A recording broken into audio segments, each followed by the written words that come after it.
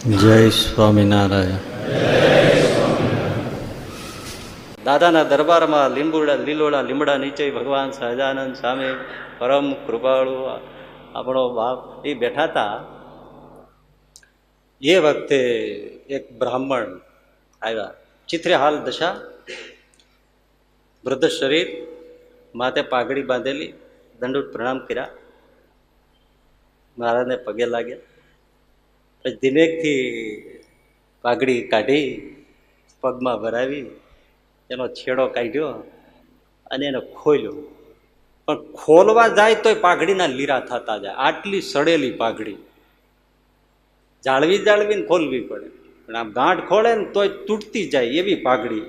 એનો છેડો ખોલીને એમાંથી 1 રૂપિયો કાઢ્યો અને મહારાજના ચરણોમાં લૂક્યો. લ્યો મહારાજ, આ ગોપીનાથજી મહારાજનું મંદિર થાય છે તો મને એમ થયું કે હું પણ કાંઈક આપું. એટલે મહારાજે રૂપિયો વાંકા વળીને આમ લઈ લીધો, હાથમાં રાખ્યો અને મહારાજ કહે, અરે ગોર બાપા, આ રૂપિયો મને દીધો એના કરતાં આ તમારી પાઘડીની જે દશા જોઈએ છે તો પહેલાં આ પાઘડી તો 1 રૂપિયાની સારી લઈ લેવી હતી. ત્યારે ગોરદાદાએ શું કીધું ખબર છે? મહારાજ, મારી પાસે માંડ રૂપિયો વેળો થયો, પાઘડી લઉં તો મારા બાપા તમને શું દઉં? હું પાઘડી લઉં તો તમને શું દઉં? માટે મને ચૂક પાઘડીની વાત જવા દો, પેલા હું તમને દઉં.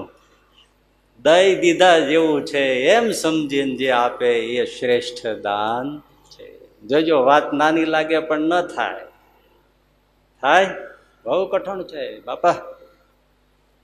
આ છે ને ખિસ્સું અહીંયા જ હોય છે, હાર્ટ ઉપર. સમજીને દરજીઓ રાખ્યા છો, પણ આ બાજુ રાખે શું વાંધો છે? પણ અહીંયા હાર્ટ ઉપર હોય છે ભાઈ. એમાં આમ હાથ નાખવો એટલે કાળજામાંથી કાઢવા જેવું છે.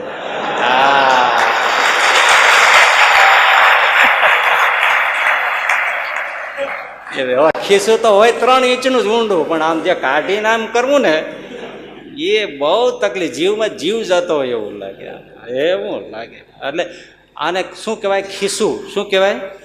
પણ ખિસ્સાને ઠલવો, ઊંધું કરો તો ખિસ્સાનું શું થાય? સુખી. સાહેબ વાંચી જવો, ખિસ્સું ઉલટું કરો જો આ ખિસ્સું તો સુખી.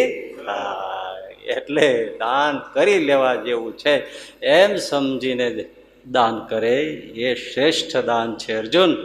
એને કહેવાય કર્તવ્ય સમજીને દાન કર્યું. કર્તવ્ય એટલે મનુષ્ય દેહે કરી લેવા જેવું